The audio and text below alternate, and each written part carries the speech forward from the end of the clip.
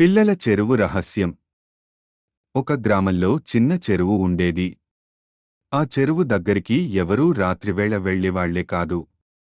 ఎందుకంటే చెరువులో నీలమ్మ అనే ఆత్మ తిరుగుతుందనే గాంధీ కథలున్నాయి. ఒకరోజు చిన్నారి రాజు, అతని స్నేహితులు సాహసం చేయాలని ఆ చెరువు దగ్గరకు వెళ్లారు. నిజంగా ఆత్మ ఉందా అని జిజ్ఞాసతో వారు చెరువు పక్కన గుంపులుగా తిరుగుతూ ఉన్నప్పుడు ఒక వింత శబ్దం వినిపించింది. ఊ. పిల్లలు కాస్త భయపడ్డారు, కాని రాజు ధైర్యంగా, ఎవరు అక్కడ అని అడిగాడు. ఒక్కసారిగా చెరువు నీటిలో నుంచి తెల్లని చీరకట్టిన సెడావుడిగా మెరిసే ఆత్మ బయటకొచ్చింది.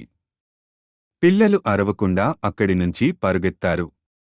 మరుసటి రోజు గ్రామ పెద్దలు చెప్పారేంటంటే, ఆ ఆత్మ నిజంగా ఒక పాపం చేసిన మహిళ ఆత్మ. ఆమెను జలదైవంగా పూజిస్తే ఆమె బాధ తీరుతుంది అని. అప్పటి నుండి పిల్లలు చెరువుకు పువ్వులు వేశాక మాత్రమే వెళ్తారు. నీలమ్మ ఆత్మ ఎప్పుడూ నవ్వుతూనే కనిపిస్తుంది.